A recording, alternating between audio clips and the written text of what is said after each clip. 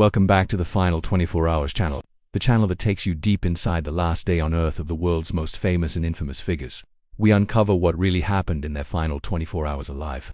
Today's video will be the final 24 hours in the life of Jim Jones. In the early hours of November 18, 1978, the jungle settlement of Jonestown lies tense and uneasy under the Guyanese heat. Jim Jones is awake. At 47 years old, the leader of the People's Temple is physically weak, dependent on drugs, and mentally consumed by paranoia. The community he once called a socialist paradise is collapsing around him.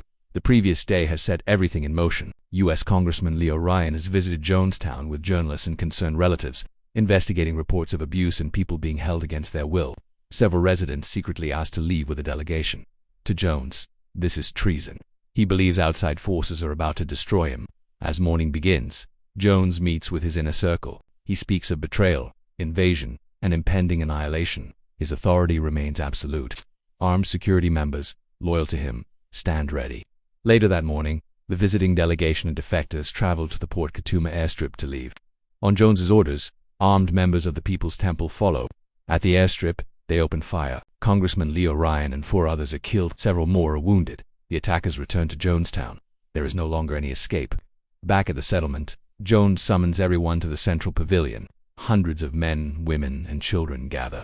Jones addresses them over a loudspeaker, telling them the outside world will torture their children and destroy them. He frames what he calls revolutionary suicide as the only honorable option. Large containers are prepared containing a mixture of flavored drink and cyanide. Parents are instructed to bring their children forward first. Armed guards surround the pavilion, preventing anyone from leaving. Some adults comply out of fear or loyalty. Others resist, but resistance is crushed by force and threat. Children are poisoned first. The substance administered by adults under Jones's direction. Adults are then instructed to drink the poison themselves. Some are injected with cyanide if they refuse. The process takes hours. Jim Jones remains at the center of the pavilion, directing events through the microphone as the settlement grows quiet. Jones ends his own life with a gunshot wound to the head. He is not poisoned like most of his followers. By nightfall, Jonestown is silent.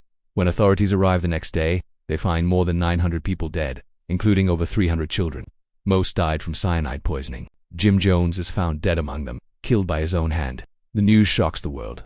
What began as a movement promising equality and justice ends as one of the largest mass deaths in modern history. Jim Jones becomes a symbol of manipulation, coercion, and absolute control. He does not die alongside his followers in shared fate. He orders their deaths, then takes his own life. What remains is a warning written in human loss. How charisma can become control, belief can become obedience, and unchecked power can end in irreversible tragedy. Thank you for watching, and don't forget to like, share, and subscribe, and hit that notification bell so you will be instantly notified of new videos. See you on the next one.